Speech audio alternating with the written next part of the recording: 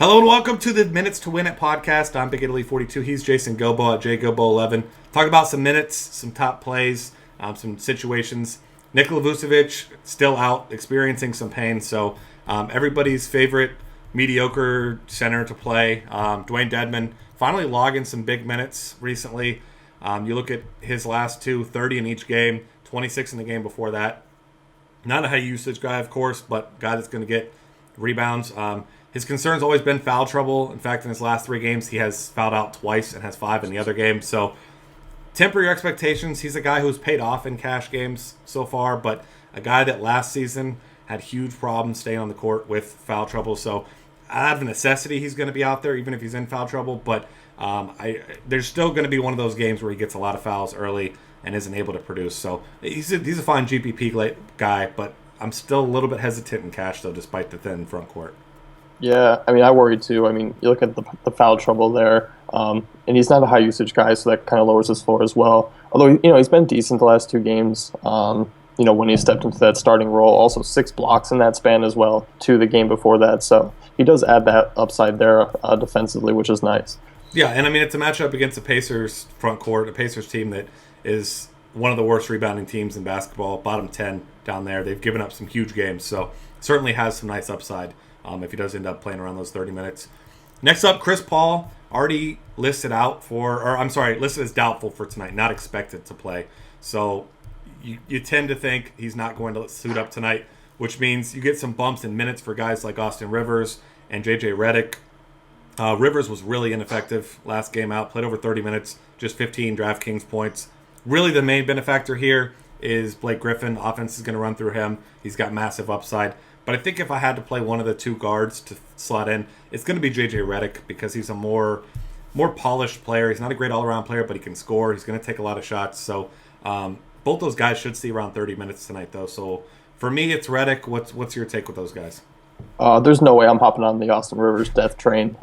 That's just a path to blowing money. That's but bad. His dad's the coach. Yeah, but, I don't care what he does. If he goes off, I'll be upset. I'll truly be upset tonight if he does anything. But Redick's the guy for me. Oddly, he only took 2 threes last game, which is kind of weird. But, still shot the ball 15 times. He's a decent shooter. So, not an extremely high ceiling, but you do like his floor tonight. Yeah, I like that. Joakim Noah now, a guy that you and I were already talking about early this morning because he could put up points in a hurry. He's a great facilitator. As you saw in his last game, 3 actual points, but 11 rebounds, 7 assists, a block, a steal. This is the Joakim Noah that we all know and love. He can put up points in a hurry without even actually shooting. I mean, only 1 for 6 in that game, but almost 30 DraftKings points. He warmed up with the starters this morning, indicating that we should likely see Mirotic back to the bench, Noah back in the starting lineup. And while he's still probably going to see 30 minutes at absolute max, 25 to 30 minutes for him against Philadelphia front court, that they're not a bad front court necessarily. They've got size, but Noah can do it all. He doesn't need to score, which is perfect for him. I love him as a punt play tonight.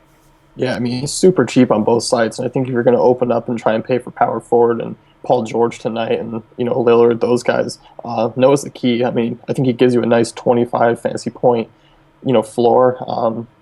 And, he does bring that upside, especially if he gets those block shots going. He can work that triple-double magic whenever he wants. So great matchup for him tonight. Love his price. I think I'm probably going to slot him into cash games tonight. Yeah, I'm feeling really good about that one as well. Next up, TJ McConnell. This one isn't much of a change, although we have seen his minutes fluctuate just a little bit. He's a young player, obviously, going to see some inconsistencies, but in a good matchup like he was in last week, last week also. But 3 of his last 4 games, he has 34 or more fantasy points on DraftKings, and that's without taking very many shots. In those games, he took 4, 6, and 9 shots, racking up a ton of assists and rebounds. I mean, if you skip the Cleveland game where he threw up that dud, 8, 9, and 7 rebounds, 9, 12, and 12 assists. So this is a guy who can put up points in a hurry. Still going to be a nice value. And you expect, once again, 32 to 35 minutes out of this guy against a Chicago team that Derrick Rose is too worried about being able to get his own shot back on track. Never been known as a great defender. So this is still another good matchup for him. Yeah, Chicago has not been great against point guards. They rank 19th in fantasy points allowed here. McConnell's been solid. He's just such an all-around player. His price is on the rise. He's 5,300 on DK, so that has shot up from the true value play he was, earlier last week. So that is something to keep an eye out for. Yeah. Next up, Evan Fournier, a guy who continues to see big minutes. Obviously, come back down to earth a little bit, but his price has skyrocketed from his big-time value that he was early in the season. Taking a lot less shots, too. Excuse me. Had taken over 20 shots in 3 or 4 games. Now in the last 2, 23 combined in 68 minutes. So it's a guy that, at his price, $6,000 on DraftKings, 55 on FanDuel. He's a guy that I'll still throw in some tournaments as long as Vucevic is out, because there's still plenty of shots and opportunities to go around. But his price and his recent production have kind of taken him out of cash game consideration for me. Yeah, I'm with you there. I think CJ McConnell is probably the one I'm paying up just a little bit more for, especially at FanDuel where they're the same position. It's not a great matchup for him tonight just because he's a bit smaller going up against, Indy, who's been a little bit bigger. The matchups haven't been great over the last few games, so I'm going to probably steer away from him tonight. There's just a couple other options I'm looking at. Yeah, like you mentioned with McCollum, we'll kind of transition into that. He's seen 30-plus minutes in every single game this year, usually 34 to 36. Should expect that again. Denver, not a great defensive team by any means. And he and Lillard, despite being on the back-to-back, they're going to be playing their normal allotment of minutes. These guys are young players, and they are the offense. I mean, these two guys are essentially the entire offense. You got some Alfaro Camino a little bit. A lot of inconsistencies with the bigs, as usual, for Portland. So those two guys, I mean, if you can afford them, those are two of your better cash game plays on the night is Lillard and McCollum. 35-plus minutes should be right around for both. Yeah, I'm with you there. I like both of them. And you look at their back-to-backs, I mean, they've played equal to or more minutes. Looking at Lillard, he played with Phoenix on the back-to-back and put up an even better night on the second night. And then looking at that big Memphis game he had, that was on the second night of a back-to-back as well. So no worries for me there. Yeah. Next guy, I hate to say this as a cash game option, but the more I look at it, the more I like him. Rajon Rondo here, facing face off against Steph Curry last game. Not only played well against Steph Curry, holding him to his worst per minute fantasy output, but Darren Collison out. He's out at least for tonight as well. Now Rondo gets the Spurs, who, as we know, a good defensive team all around, but not a good team against point guards. Neither Patty Mills or Tony Parker are very good defenders. So Rondo should be locked into big minutes. He's taken a decent amount of shots. Took 20 shots in that last game. Only made 7 of them. So he shot 35% and put up 62.5 DraftKings points. You certainly aren't expecting anything near that production with his 14, 12, and 15 triple-double. But, I mean, I think he gives you a nice floor if he's playing upwards of 38 minutes probably tonight. You would expect maybe even more if he needs to. And, I mean, his floor is great tonight because he's going to have that peripheral production. Doesn't really have to score many points. Yeah, I mean, you got to look at, what he did against Houston. He only played 24 minutes, and that was with everyone healthy, and scored 33.5 DraftKings points. And look at the games earlier when he played the Clippers, 43, Lakers 37. He's had a decent ceiling, and the floor, I think, with Collison out is something that's going to be risen a little bit tonight. Yeah, and especially if DeMarcus Cousins comes back, I think that even just helps Rajon Rondo because, that just gives you another guy that can score. Add to the assist total. It'll take away a couple shots from Rondo, but that doesn't really concern me because he's not a guy that's scoring reliant to produce. So I still like him a lot tonight. Same team, Marco Belinelli, another guy who should be locked into big minutes. He's a guy, though, that despite the fact that he should see 30-plus minutes, not a guy that I love in cash games. Played 34 minutes last game. He is a guy who's very scoring reliant. If his shot's not falling, he doesn't rebound much. He doesn't get many assists. He's not a great defender. But by necessity, for minutes alone, he's a guy that you consider if he's playing 32 to 36 minutes, which he should be tonight with Collison out. So probably more of a tournament play. You hope he gets his shot going. But, if he just fits into your cash game lineup at a weak position like shooting guard, I don't mind him tonight.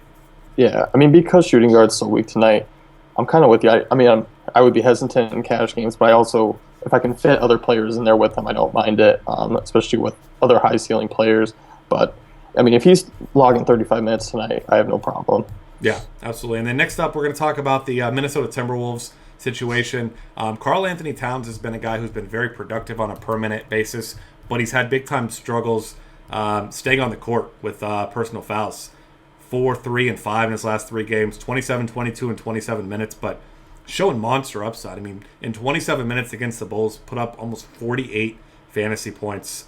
And his block shots numbers are impressive. 4-3, 4-4 the last 4 games.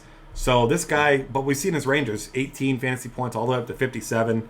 So a guy that has an okay floor, but you just don't know with his minutes. It's kind of unpredictable because when he gets in foul trouble, I mean, they just send him right to the bench. And this is a good matchup. I mean, against an Atlanta team that struggles to rebound the ball, he has big-time upside, but you do worry that he gets himself in foul trouble against that kind of crafty front court. Yeah, I mean, 15 blocks in the last 4 games is just insane. I mean, 3 double-doubles this season. We know what he can do, but yeah, that foul trouble that scares me away from him in cash games tonight. And I mean, Atlanta, it's just a sneaky matchup. Centers continue to come in and rebound well and score well against them. So I think people, I don't know, maybe because of his recent logs, people will be on him, but I think he's probably a sneaky play, especially on DK where his prices come up. Yeah, absolutely. And then another guy from that same team, Nemanja, I think it is, Belizia. I have no clue how to actually say his name. That's how I heard it was said. Not a guy that I think necessarily has the upside that he showed last game. He only took 9 shots and scored 17 real points, 17, 11, and 5. But he should have a nice floor. I mean, you've seen him play 24 or 23 or more minutes in each game, played 40 in that one.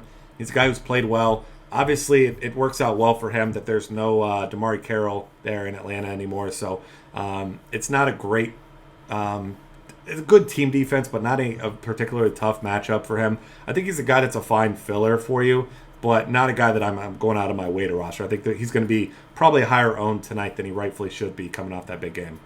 Yeah, I mean, you look, he really rebounds well. I think that's his strongest, point right there. Yeah. He doesn't shoot particularly well, although last game he did, which drove up his fantasy points. Like you said, I'm not going to go out of my way, but he's kind of like a Belinelli where if we can get him some points, he's gonna produce, especially on the rebounding side. Defensively, he's pretty average, but I mean, there's so many other guys we want to roster that are hard priced. I have no problem sticking a few fillers in. Yeah. Speaking of fillers, Festus Ezeli was that filler for quite a while. We've got Andrew Bogut, who has passed concussion protocol, expected to play tonight, so we tend to think he will. We've also seen minutes-wise when Bogut returns from one of his many injuries that he doesn't see a full complement of minutes. So tonight, they're going to need him, though, facing off against Andre Drummond, who, I mean, he's one of the better players in all of basketball right now. He's absolutely ridiculous. 3 of his last 4 games with 2020s, 2 of those 3 with at least 25 and 27. I mean, Golden State is a good rebounding team. I'm not expecting him to put up a 25-25 type of night against them by any means, but they're going to need him in there for defensive purposes. So maybe he sees 15 to 20 minutes tonight, but at the same time, I don't know how much it matters because Andre Drummond has been so good, and I just expect he's going to have a nice game. And last year against them, averaged almost 29 minutes and averaged 12 and 16. So he's had some success against this team still, and now with no Greg Monroe in town, I just still love Andre Drummond despite a less than ideal matchup. Yeah, I mean, I think with his ceiling, it's just insane, and I mean, definitely he's in consideration no matter the matchup right now. I mean, just with what he's been doing. Tonight, I mean, Bogut probably going to be limited. I mean, he never plays any more than 20, 25 minutes anyway. You're going to see him and Ezeli kind of split time and just kind of probably try and take Drummond out of the game if they can. I don't think they're going to be an offensive focus, as they usually aren't, but it'll be more just trying to take Drummond out, which many teams have not been able to do so far this season. Yeah. One more guy with some concerns, Brandon Wright. Obviously not a big minutes guy anyway. Only played 6 minutes last game, but Marc Gasol was questionable for that game. He ended up playing 38 minutes because of the injury. So if Wright does sit out, Marc Gasol, Zach Randolph, who also is questionable, should see big minutes. And I mean, if both Randolph and Wright end up sitting, I mean, Marc Gasol's a guy I'll be playing a ton of. Didn't shoot well in his last game, just 4 for 14 against Utah. Obviously a really tough matchup, but 13, 10, and 6 with 36 fantasy points. And his price is way cheaper than I think it rightfully should be, especially if he's going to be forced into bigger minutes tonight. Yeah, I mean, you got to look at the depth, and there's pretty much no one there behind him. I mean, still probably, I don't know if they're on my radar tonight, but if they do log minutes, they are still options. Yeah, those the deeper guys for me, no thanks for the most part, but I'll definitely get myself some market share or Marc Gasol shares. But either way, we're going to talk about a couple of our plays real quick, some guys that we really like. Kind of mentioned a couple of them, but the first guy that stood out to me, guy that you and I were talking about earlier, Paul George, is on an incredible stretch right now, averaging 31, 11, and 4 over his last 3 games. Facing off against Orlando, it's not the best matchup. But it's still a game that has a really low total, which I think is surprising. I just can't get away from Paul George. I mean, he's putting up LeBron James type of numbers at Rudy Gay type of price. Yeah, I mean, you look at his matchups. I mean, he's faced some tough defensive teams, some slow-paced teams, and still manages to put up monster points. And for just hovering around 8,500 on both sides, I mean, he's as close to a must-play as there is tonight. Yeah, he's the guy I'll probably own more than any other player tonight. I'm really excited about throwing him out there. As far as other guys, if Chris Paul does sit out, I'm going to have a ton of Blake Griffin as well. It's hard to get away from him at that price. I think DeMarcus Cousins is a guy that has potential tonight. Spurs have given up some really big, especially rebounding numbers to big men at times this season. So I think it's a guy that people will be hesitant on. But, I mean, if he goes, I'm definitely throwing him in a couple tournaments as well. Yeah, I'm with you there. All right, that's going to wrap things up for us here. Find us on Twitter at DF Cafe. Subscribe to our YouTube channel. Check out the rest of our great content at dailyfantasycafe.com.